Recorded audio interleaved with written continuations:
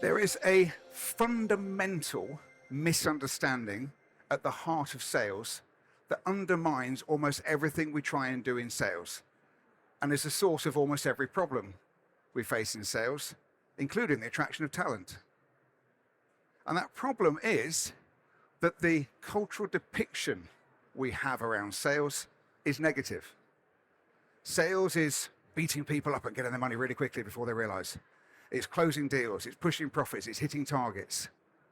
Everything creates a certain image in sales, and it's almost universally negative. And whilst we're on the subject of honesty, let's admit, sales has a negative image. We can wrap it up any way we like. That's the truth. And that is the problem that leads to so many other problems in sales. So whenever I work with any teams, whether it's for a consultancy program that runs over 6 to 12 months or a training program that runs over a similar period, I start with this simple question, and it's where I will start with you. What is sales? So I think sales is none of those things. I think sales is helping people make good buying decisions. That's what it really is. There has to be a need. Whether that need is known or unknown, there has to be a need. And when that need is there, our job is to help people make a good decision.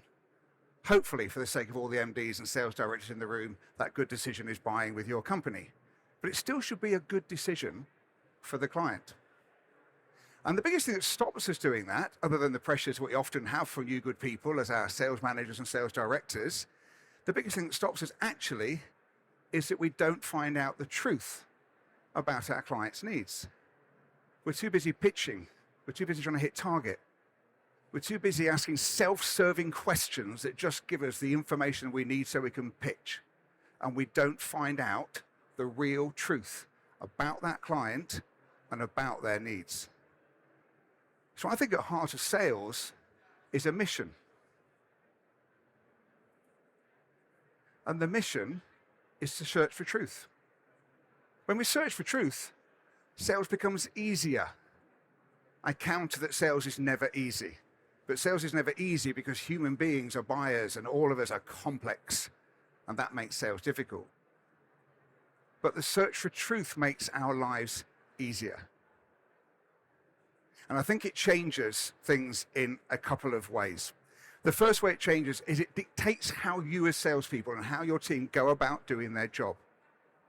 It tends to make us focus for longer on the questioning phase in a sales conversation, to dig deeper, to ask why more. I like to think in consultative sales, and in fact, I'd like to drop the word consultative there. I like to think in sales that we should be spending at least 60, if not 70 to 75% of our time asking questions and listening to our clients. And when we think about our job being searching for truth, that's a much better trigger for questioning and listening than it is for talking. But there's an even bigger reason, the second reason, why it makes a difference. Because it doesn't just change how we behave with our clients and change how they see us. I think even more importantly, it changes how we see ourselves.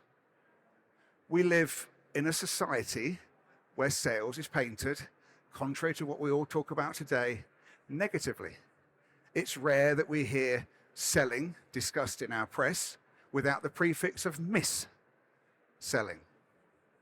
We then have pressure put on us to sell, close deals, hit target, and all of these things have a negative impact on who we see as ourselves, who we see we are.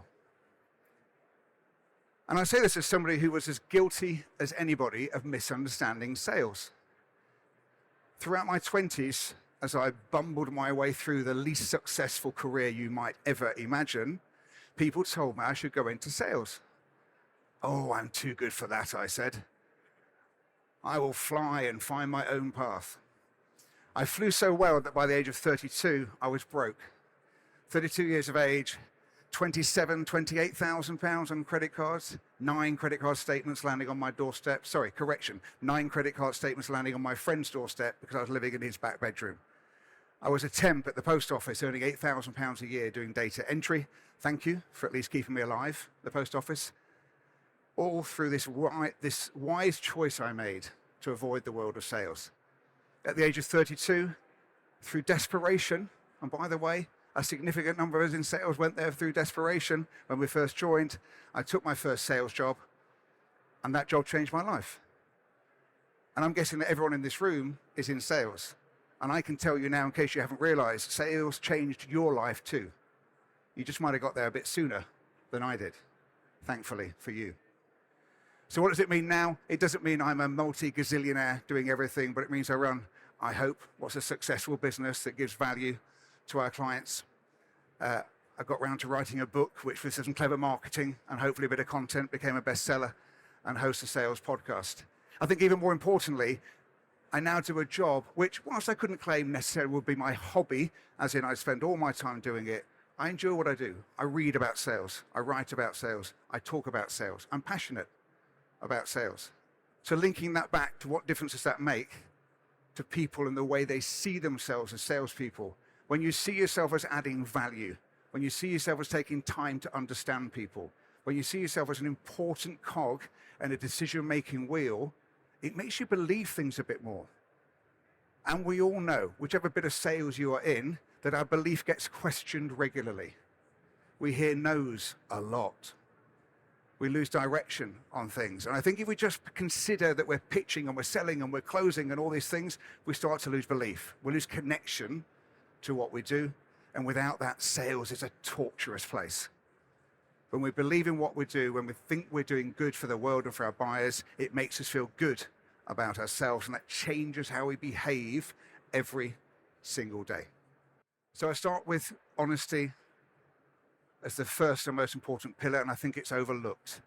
You know what? If we could just paint honesty as a great emblazoned logo across all of sales, we'd never suffer a sales recruitment problem again, and we'd certainly have better performing sales teams. But the difference it makes here is it changes how we see our clients, and it changes how we see our interactions with those clients, and it changes how we see ourselves. That's a massive change in the way your sales teams can perform.